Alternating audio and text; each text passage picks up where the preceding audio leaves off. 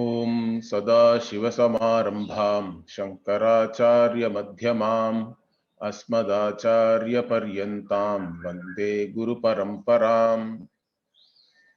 ओम सहना भवतु सहनौ भुनक्तु सह वीर्यङ्करवावहै तेजस्विनावधीतमस्तु मा विद्विषावहै। ओम शांति शांति शांति।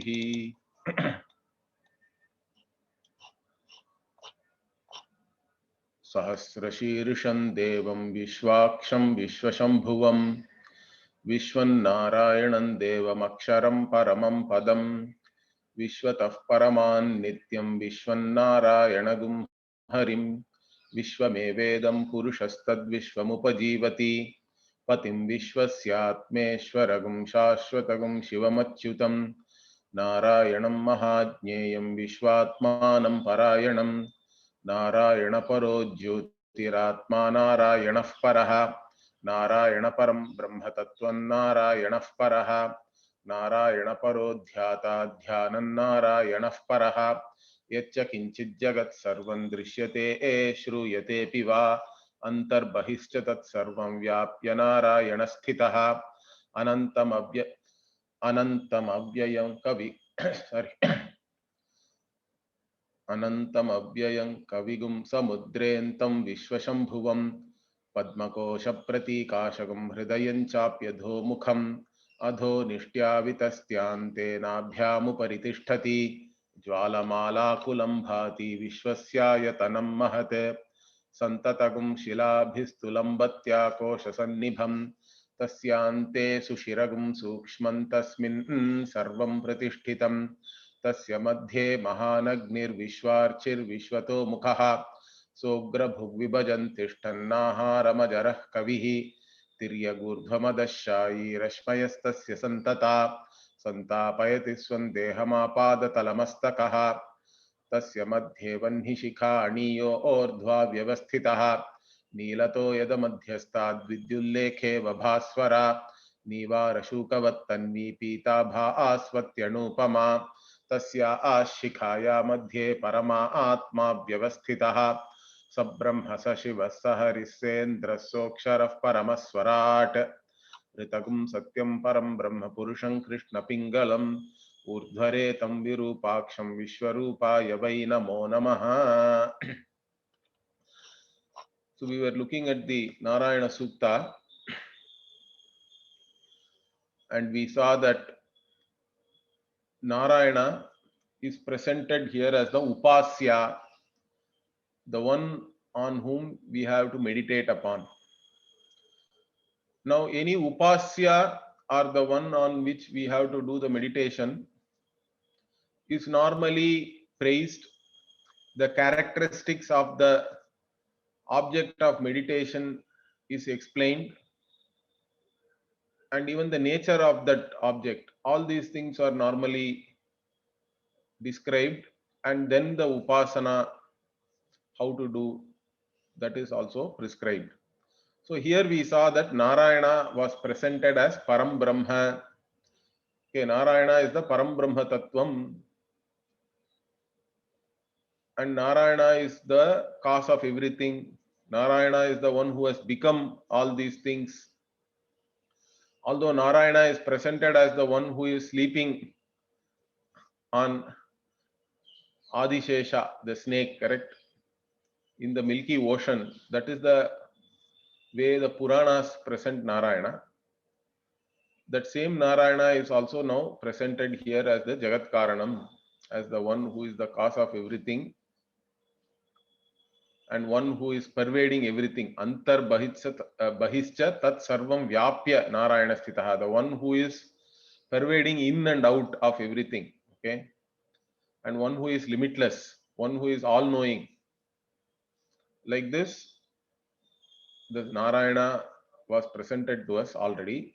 This Narayana, how do we do upasana on this Narayana? How do we meditate upon? Means, for that you have to now meditate upon this Narayana in your own body, in yourself. you are invoking this Narayana. So where do we invoke this Narayana in ourselves means that also is given here, correct? We saw already Padma Kosha Pratikashagam Hridayan Chapyadho Mukham. So there is a Adho Mukha Padma Kosha is there, it seems. Means a lotus which is facing down like this, lotus facing downwards, Adho Mukha, and that lotus is nothing but your Hridaya, which is like a lotus which is facing down, and it is there from your neck, middle of the neck, down 12 angulas. Okay, angula is generally translated as inch, but exactly whether it is an inch or just one finger, each finger can be whatever is the breadth of the finger is one angula you can take. So like just 12 angulas below, okay, and above your nabhi. Okay, nabhyam upari. Also it is given here. Adho nishtya vitastyante it should be actually. I think there is a spelling mistake here. Okay, vitasti means 12 angulas. And nabhyam upari, above your nabhi, is where this Narayana is. Okay, Narayana is there in your heart. So like this, purely Narayana is located only for the purpose of upasana. Understand that. Otherwise, Narayana, you cannot locate Narayana. Narayana is limitless. Narayana is the one who is pervading everything. That is jnanam. That is, we have to understand that. But even to understand that, one important aspect of that understanding is what? See, everybody says, where is Bhagavan? If you ask, correct? Even you go to any village in India and ask somebody, where is Bhagavan?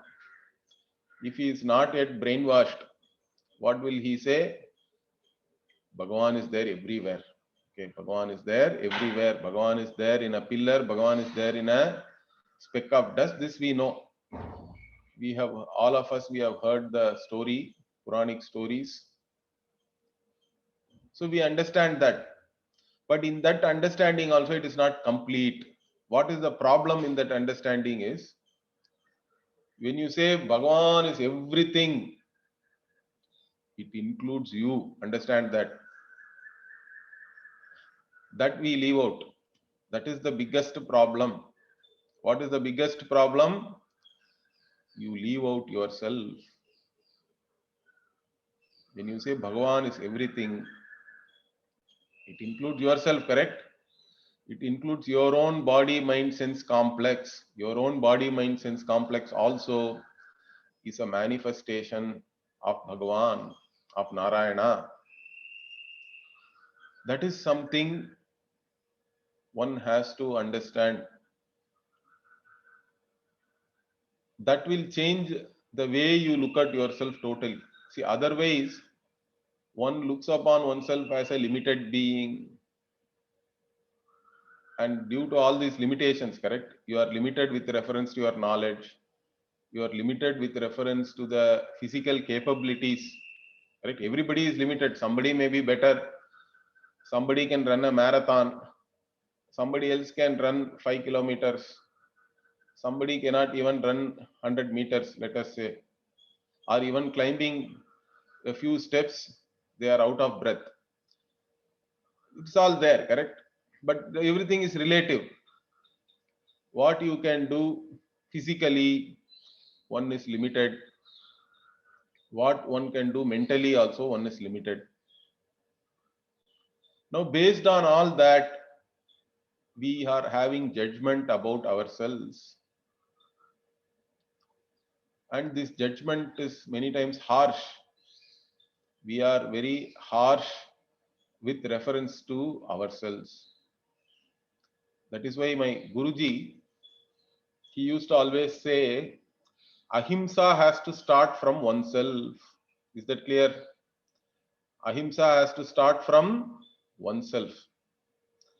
Because the greatest himsa injury we are doing is to oneself only first.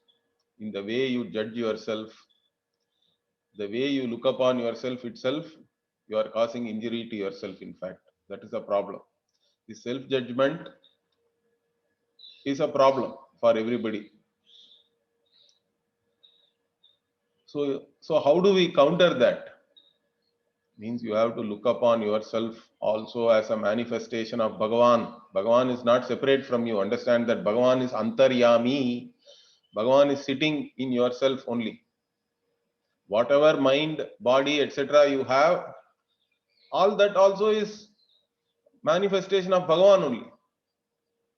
It's all part of Bhagavan's order. Your own emotions, your reactions, whatever, how you actually encounter a particular situation, let us say, all these things are also part of Bhagavan's order. There is a psychological order is there. So you have to look upon yourself first with ahimsa.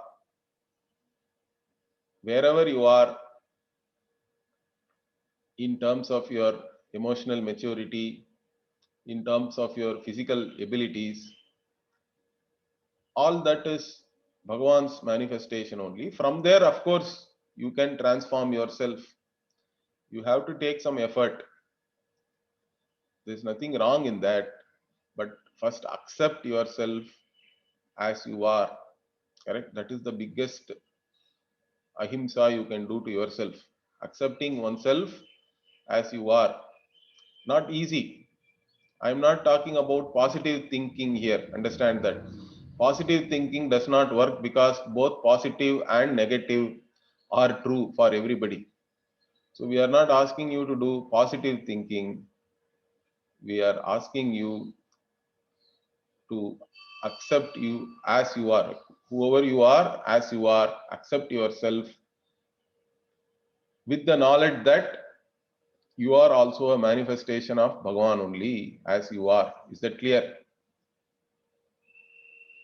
And then that's why this upasana, that Bhagavan only is there in your heart. Understand that.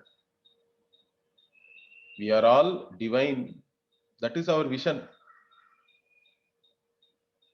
So we do not say, create fear in you, saying that you are sinner,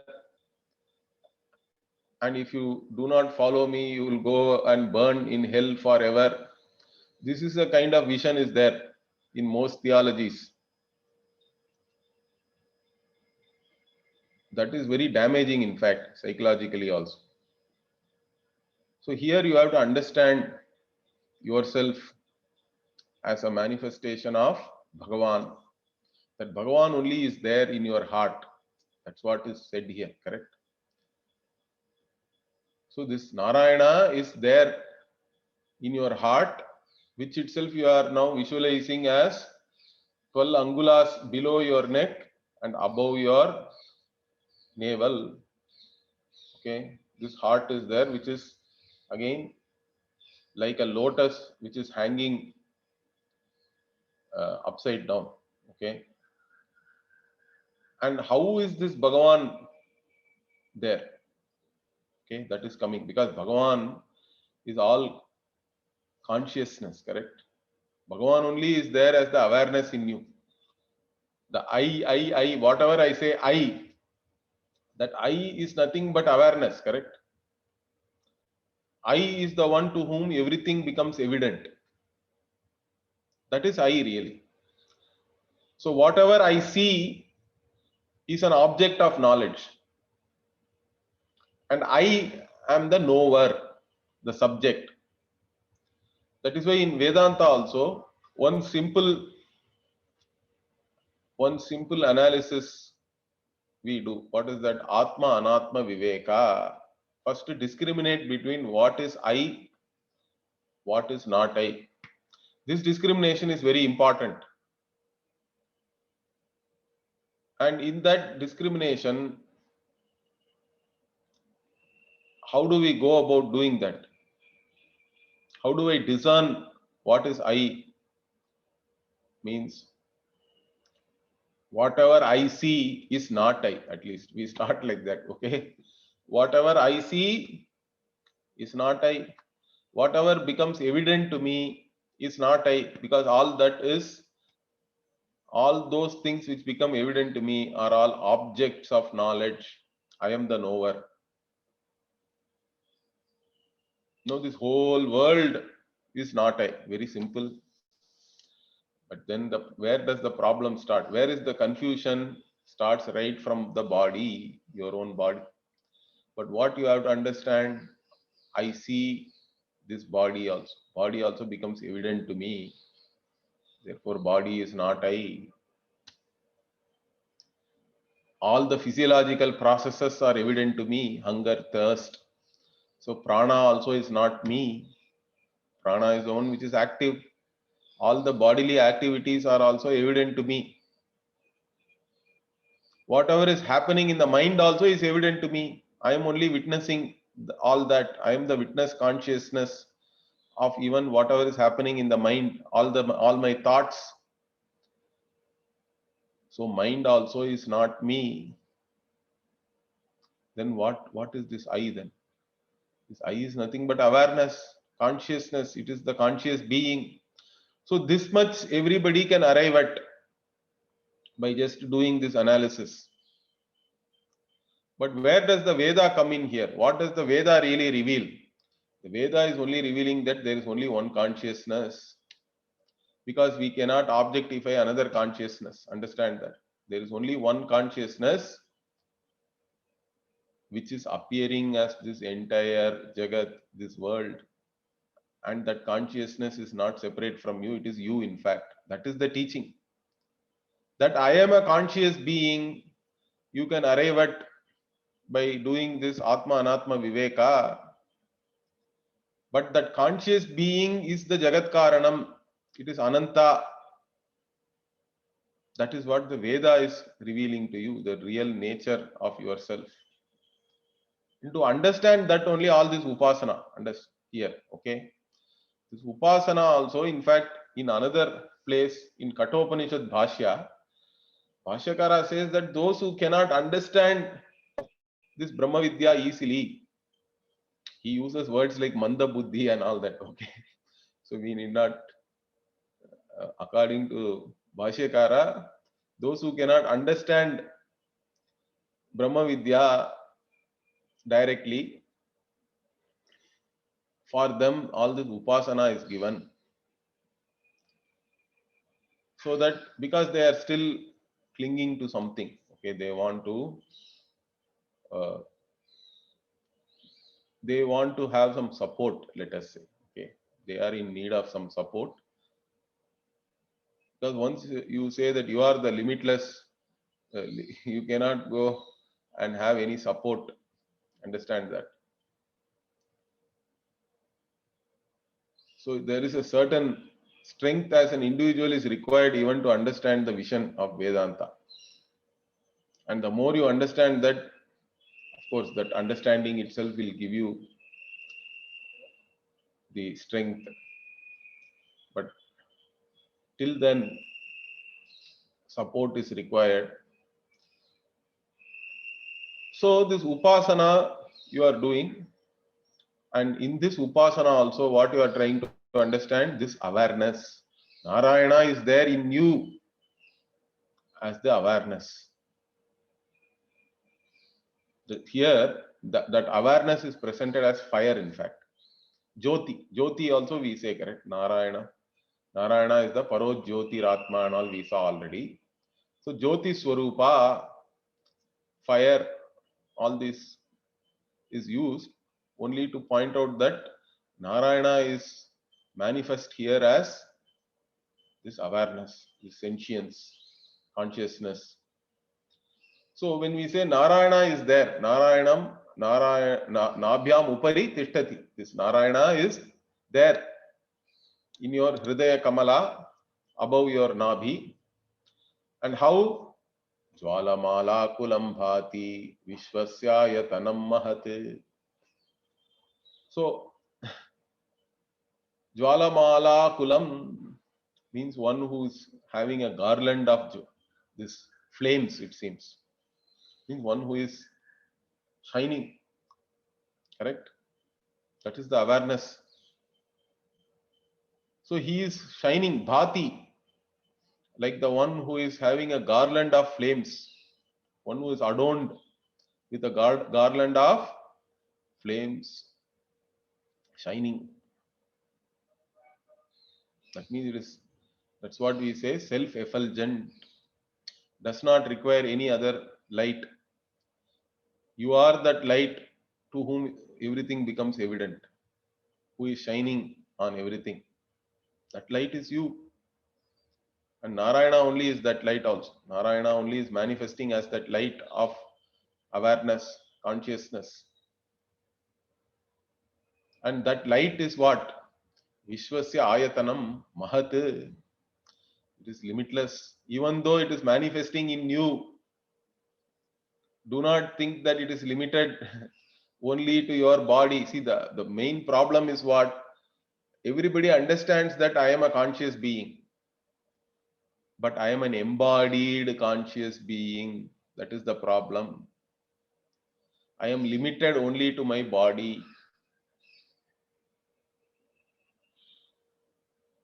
So then from there all the problems start. As soon as you are limited individual, the individuality itself is a problem. Understand that.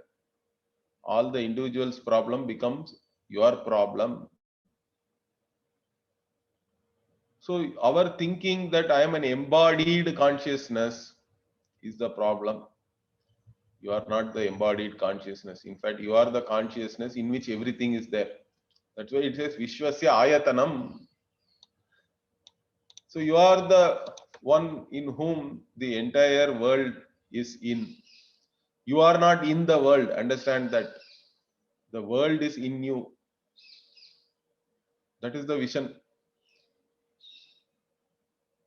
This Narayana is manifest in your heart, and there only this, that heart means here we say manas really. In another Upanishad, Aitreya Upanishad, it is said that Chandrama Mano Bhutva Hridayam Avishat, I think, yeah. So this Chandra, in fact, there different devatas are talked about. Okay, in the Aitreya Upanishad, different devatas are talked about. Agnir Vag Bhutva Mukham Pravishat, Vayuhu Prano Bhutva Nasike Pravishat, Adityas Chakshur Bhutva Akshini Pravishat, Disha Shrotram Bhutva Karnau Pravishat, Oshadi Vanaspatayaha Lomani Bhutva Tvacham Pravishat. Like that. Then Chandrama Mano Bhutva Hridayam Pravishat, Mrityuhu Apano Bhutva Nabhim Pravishat. Like this, it keeps on going. Different devatas, correct? Agni Vag Bhutva. Agni only, Agni Devata only becoming the organ of speech has entered your mouth. Then Aditya Devata has become your eyes.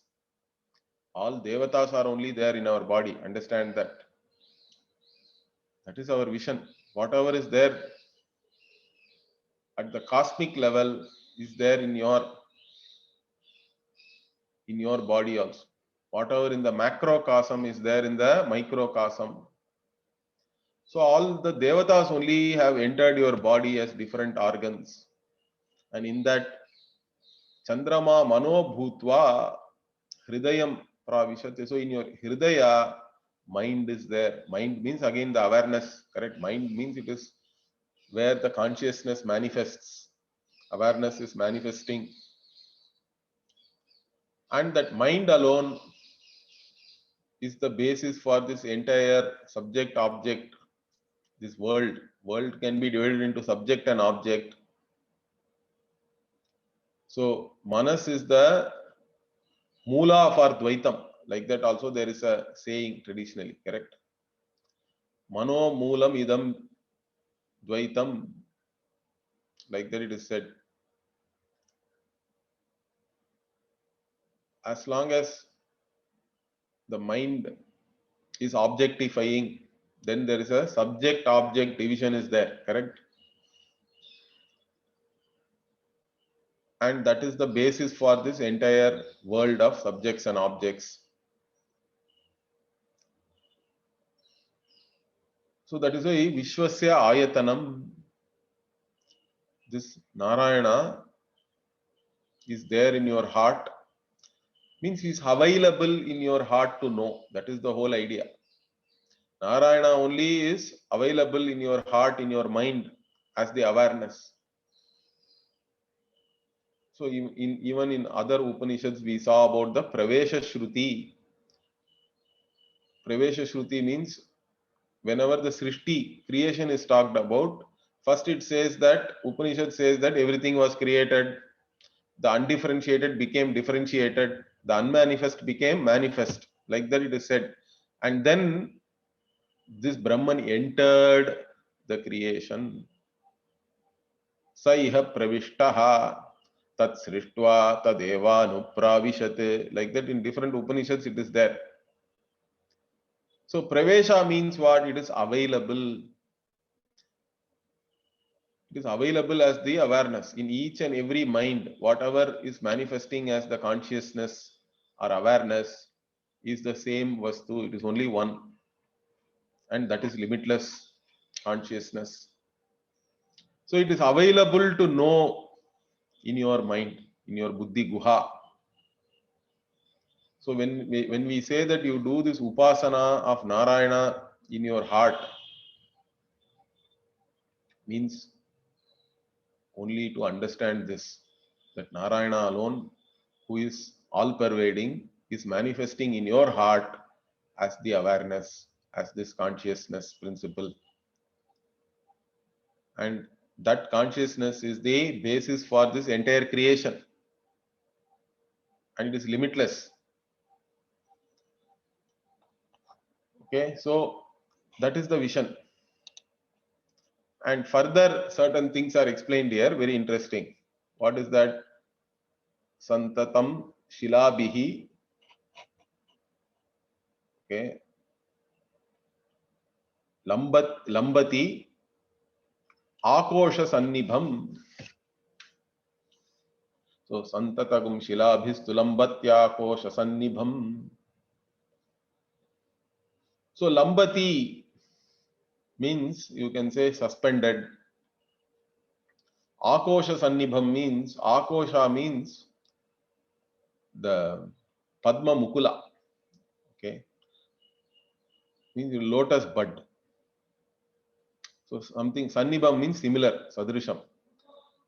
So your heart is similar to the lotus bud, and it is anyway suspended. Adhomukha is already said, so suspended in an upside down manner, and it is Santatam Shilabihi to means it is surrounded by on all sides. Okay. Here Shilabihi or Shirabihi also in the Bhashya, Sayanacharya says, means nadis. Okay, so in our tradition we talk about nadi. There is even a nadi. Nadi is there in the Upanishad itself. Okay, in the Kathopanishad, Shatancha Eka Cha Nadyaha, like that it comes. Okay, so these nadis, 101 nadis are at least talked about. Those 101 are important, you can say, and then there are many more.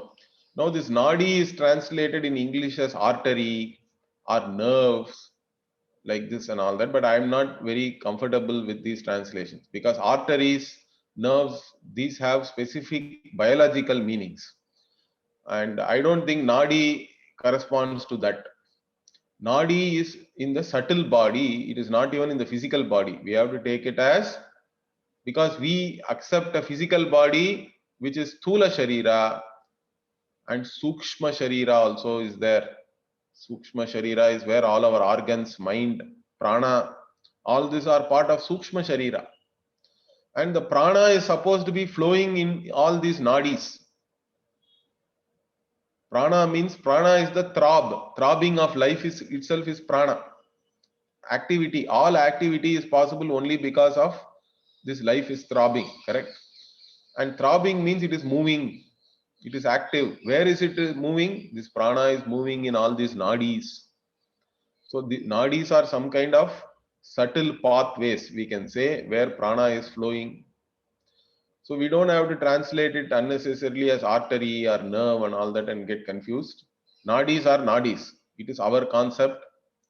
It is a subtle thing. And Upanishad itself says, so we don't have to question it anymore. Okay, Katha Upanishad is clear. It says there are 101 nadis. And here, so this Shila Bihi, there are names also are there for all these nadis. And some of the yogis and all, you will know, those who have learned some yoga or yoga shastra, nadis are talked about in that also. Particularly Sushumna, Ida, Pingala, all these nadis. There are many more nadis are there. So all these nadis are surrounding this heart, it seems. Okay. Amongst those nadis, the Shilabhi also is one of the nadi. Shirabhi also it is said. And again, Tasya Hridayasya Ante. So Ante means here Samipe we have to take. Nearby this heart again. Sushiram, Sukshmam Sushiram means this Sukshmam means subtle space is there. Okay. So Sushiram means Chidram, cavity or opening or space you can say, which is subtle, Sukshmam.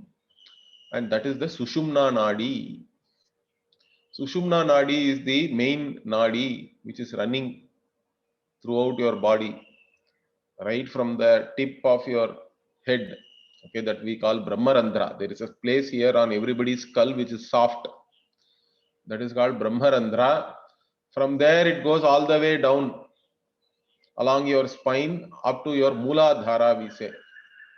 Okay, this Mooladhara itself, it ends near your anal cavity, let us say somewhere. So this Sushumna is there, this Nadi, and in that Tasmin Sarvam Pratishtitam, everything is again,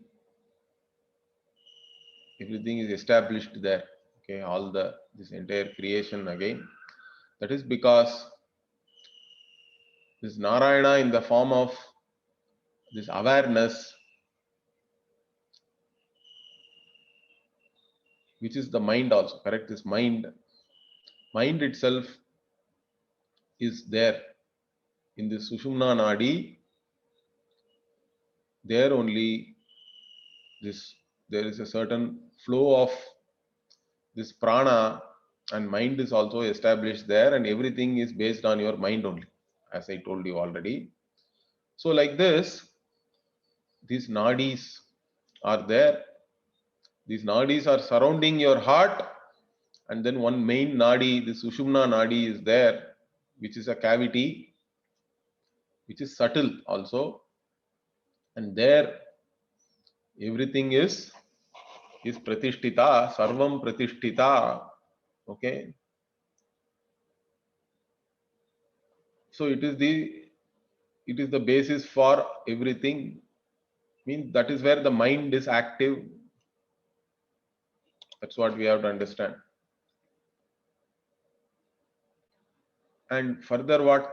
Tasya madhye mahanagnir vishwarchir vishwato mukhaha. So there only again, see this prana and manas, these are all active there. Means again this consciousness, awareness is presented as a great fire. So tasya madhye, there in the middle of this Sushumna Nadi, what is happening? This consciousness is manifest as Mahan Agnihi. Great fire means something which is effulgent. And Vishwarchihi, okay, Vishwa Archis means again A lot of flames are there, correct? So it is this flame which is there, which is the one which is the consciousness principle, as I told you.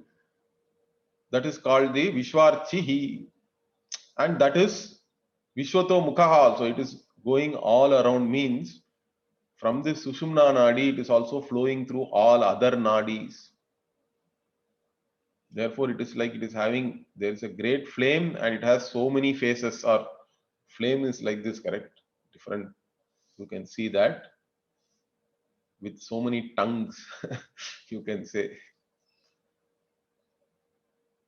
protruding. Means this from the Sushumna Nadi, it is going all over through other nadis also. So Mahanagnihi Vishwarchir Vishwato Mukhaha. So great fire with a great flame, and this flame again is flowing through all the nadis. It is like having so many tongues, this flame. And what kind of flame it is? Saha Agrabhuk means whatever is there in front of it, it consumes. Correct. All objects of knowledge are nothing but consumed. So here you can say food also we can take. Literally, ahara means, even in ahara word is there in almost all Indian languages. Ahara means food, we say, but literally it means whatever is consumed by you. It's not just food, understand that. Even any indriyas are there, organs, and sense organs are there, sense objects are there. So all these sense organs are actually consuming all these sense objects, correct? So that is also ahara. Any stimulus which is coming to you, it is all ahara. It is all there in front of you, agra, and whatever is there, bhuk means it is eating, it is consuming. Whatever is there in front, it consumes everything. And then what does it do? Vibhajanti. Then even literally, if we take it as food also, the food goes to the prana, and prana only distributes it to all the organs throughout. So agra bhuke vibhajanti, and then vibhajan, in fact, vibhajan, tishtan, aharam. So aharam, whatever ahara is there in front, it is consuming that, and then it is there after distributing all that also through the different nadis to all the different organs. And who is doing all this does not get tired or does not become old or decayed and all that. Ajaraha. Jara means what? Old age, decaying. But here, this consciousness is ajaraha, amaraha, kavihi. Here, ajara kavihi is there. So you may think that if it is doing all this activity, will it become tired? And that's it, gone. No, it never becomes tired. It is ajaraha. Because that is its very nature. In its presence, everything is happening. And it is all knowing also. Because only to this consciousness, everything is becoming evident. Kavihi. So this similar thing is there in Bhagavad Gita also. Aham Vaishwanaro Bhutva Praninam Deham Ashritaha. Like that Bhagavan says. So I am the one who is there in all the beings' body. Praninam Deham. I have taken refuge in their body. Praninam Deham Ashritaha. Vaishwanaro Bhutva. Being the Vaishwanara Agni. And what do I do? being that Agni. Pachami annam chaturvidham. All types of anna, whatever comes in, I am the one who is further digesting it, cooking. Pachami means literally cooking. But here, what is this cooking? You are already eating cooked food. Means here it is further cooked. Means it is digested. All types of anna I am digesting. Pranapana samayuktaha. Prana, apana. All this. Along with that, I am the one who is digesting. So Bhagavan is the one who is digesting our food. Similarly, here also, Agra Bhuke, Vibhajan, Tishtan, like that. Narayana is the one who is there in all your nadis and who is consuming everything which comes in and who distributes that also. And that Narayana is but Ajaraha, Kavihi, is undecaying, does not decay, does not get tired, and he is all knowing also. Further what? Tiryag urdhvam adashayi rashmayastasya santata santapayati swam dehamapadatalamastakaha. So tiryag urdhvam adaha adashayi means what? Tiryag means horizontally, you can say, sideways. And urdhvam, upar, up, adaha, down. So the one who is going sideways, one who is going up, down, everywhere, okay, all over. What is going up and down and sideways and all that? Rashmayaha, his rays. Okay, so all over the place his rays are going. Tasya santata. Okay, so within that heart, okay, where this fire is there, and that fire's rays are spreading all around, sideways, above, below. It is going all over the body through all these nadis. Correct? We already said that nadis are there. And spreading all over, what does it do? Means santapayati. Okay, tap means to heat or warm up. So santapayati here means this is the one which is keeping your body aware. Correct? This awareness is there all over the body. That's why we even think that we are an embodied consciousness. So this awareness, like rays, this rays of a flame or fire is flowing all over your body, up, down, sideways, and keeps it warm means what? Makes it aware, sentient. Okay.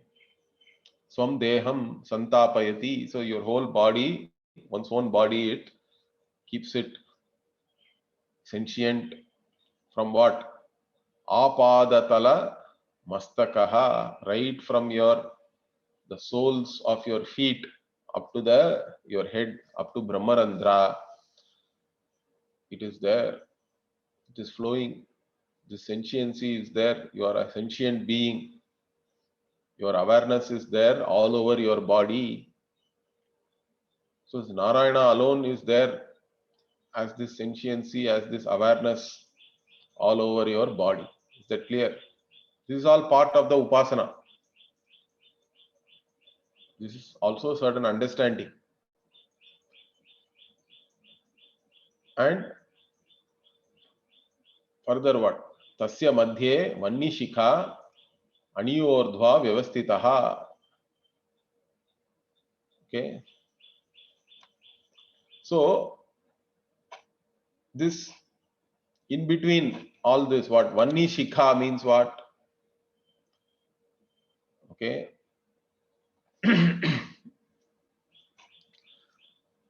So this rays are spreading all over, we saw, and then in between one fire. Okay, Vanhi Shikha means you can say tip of or tongue of one fire. This Vanhi means fire really, and then it goes all the way. Urdhva Vyavastitaha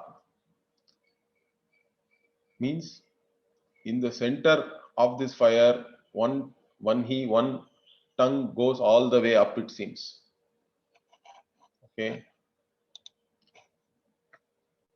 So when we say it is going all the way up, see, even in this Kathopanishad also, where this 101 nadis are talked about, and Sushumna nadi also is mentioned there. When we talk about an upasaka,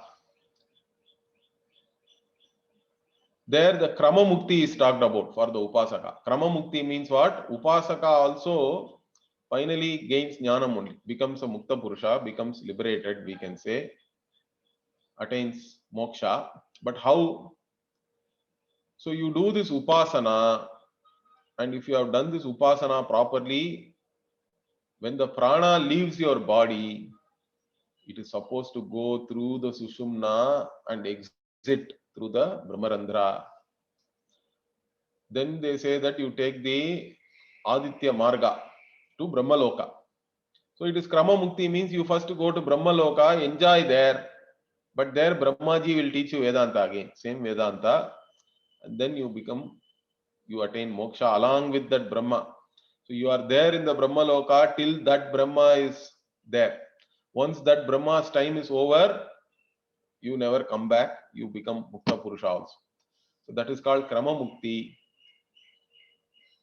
So in that, you can attain to Krama Mukti only if the prana leaves through the Sushumna, straight it goes up through the Brahmarandhra. There Bhashyakara says, Shankara, he says that if the prana goes through some other nadi, correct, then you will be born again. You are still an Ajnani only. You can't have even Krama Mukti there. Okay. So here, when we say that this amongst this flame, tasya madhye, this Vanishika aniyordhva vyavastitaha means it is going up. And if it is going up and finally if it leaves the body through that itself, that's how the Krama Mukti happens. So this also is mentioned here. This one of the flames is going up all the way up to your Brahmarandhra, Urdhva Vyavastitaha. And again, some beautiful analogies are given. Toyada is there, correct? Toyada means what? One Toya means Udaka or water. Toyada means one who gives water. Who is the one who is giving us water? Clouds, Megha. And Neela Toyada means Neela Megha. So we always describe even Rama as Neela Megha Shyamalam and all that, correct? One who is dark like a dark bluish cloud. That is the color of Rama. Or even Krishna also we talk about like that. So here Narayana also Neela Toyada Madhyastad Vidyullekha Iva Bhaswara. So one who is there or one who is surrounded by all these dark blue clouds, it seems. Means, but amongst them, how is this Narayana? Vidyullekha Iva Bhaswara, one who is like a lightning, Vidyut, like a ray of this lightning, he is shining. So again here you can take this Neela Toyadar, Neela Megha as all this Ajnana. Okay. Narayana is always bright, always shining. But is as though covered by all these clouds, dark blue clouds. But even amongst the clouds, Narayana is visible like a ray of lightning.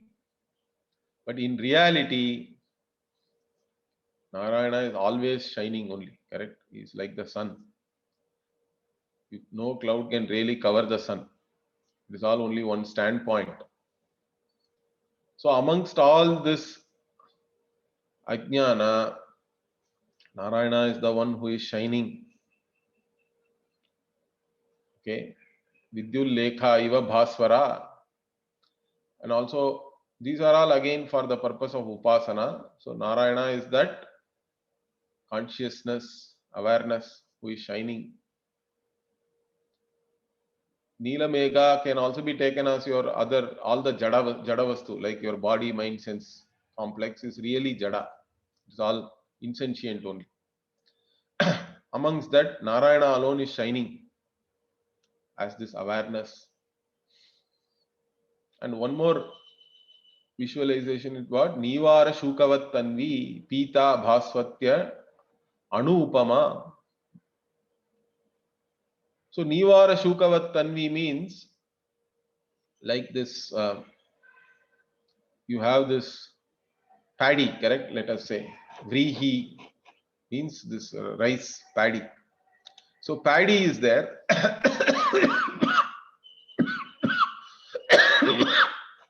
Excuse me. So this paddy is long, correct? Like this, like the grain of the paddy, and also it is in a like blue, yellow color. Okay. So the paddy grain, which is like yellow in color. So he is shining like that, it seems. Yellow means here, yellow or gold, Hiranya, is always said for self-effulgence again. Okay. One who is self-evident, self-revealing. For that, this yellow color is, or the golden color is always given to refer to that.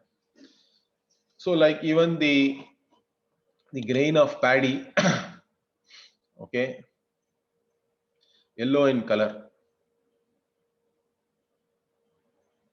And also what, one more thing is what? So he's shining like that.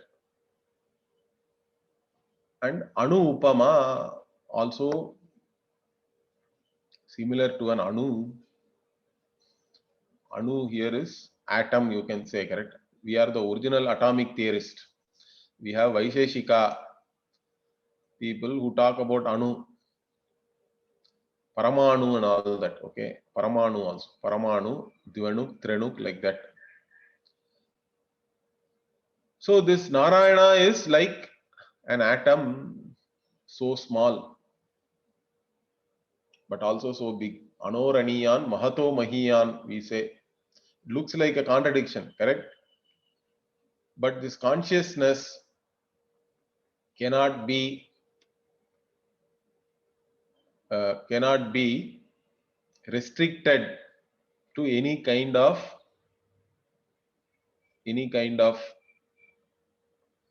measurement. Okay, that is the whole idea here. Why should we say it is smaller than the smallest, bigger than the biggest, or smaller than an atom? Okay, and bigger than whatever you can think of. Means consciousness itself transcends any kind of measurement. It cannot be measured, correct? So here also when we say Anu Upama means what? It is like an atom means. Before that only we said that it is Mahat and all that, correct? And now we are saying it is like atom. Now is it not contradictory? Means no, it is not contradictory. It is only to teach you that this awareness itself transcends any kind of measurement. You cannot measure it. You cannot say it is small. You cannot say it is big. All these small, big, etc. are only relative. They are again concepts within the space-time. This consciousness transcends space-time itself. Okay, that is what we have to understand, and that is where, in fact, we are being led to. You can see here, by giving all these analogies, finally it says it is like Anu. And then what? Tasya ashikaya madhye parama atma vyavasthitaha. So this Paramatma is there. Okay. In the middle of that shikha means, you can say again, this flame only is being talked about here throughout, correct? In the middle of that flame means in this awareness. This awareness only is talked about as flame. Consciousness is talked about as this flame. The middle of that, who is there? Paramatma. Narayana is Paramatma only. Paramatma alone is there. So all this upasana, this visualization, again is only to recognize that Paramatma alone is manifest as this consciousness in each and every one of us, correct? In each and every body, mind, the awareness, the consciousness which is manifest, it is the same Paramatma alone is manifesting there. Kshetrajnam chapimam vidhi sarva kshetreshu bharata, like that Bhagavan says in the 13th chapter of Bhagavad Gita. So all these body, mind, sense complexes are called kshetra only. They are all field. And in each and every one of this field, who is the knower of the kshetra, of the field? Kshetrajnam, the knower, is myself, Bhagavan says. I am the only one who is there. You can say how one can be there in all these places. Means he later on in the 13th chapter only he gives another analogy. What he says, Yata prakashayatyekaha kritsnam lokam imam ravihi. Like even one sun is lighting up everything. One sun itself again can have so many reflections, and through those reflections also it is lighting up. Like that, I am the one, only one, who is the kshetrajnaha in each and every kshetra, each and every body, mind, sense complex. I am the one who is manifest as this awareness, as this sentiency, as the consciousness. So that is the vision, that is the teaching. Now that's what again we have to understand. So amongst all these things, who is manifest there as the consciousness is this Paramatma alone. Narayana is the Paramatma. That Paramatma alone is manifest here. And who is this Paramatma? Again it says, we'll see that only one couple of few more are there. We'll see that next week. Most probably we'll complete it by next week. Om Purnamadah Purnamidam Purnat Purnamudachyate Purnasya Purnamadaya Purnamevavashishyate. Om Shanti Shanti Shanti. Harihi Om Shri Gurubhyo Namaha. Harihi Om.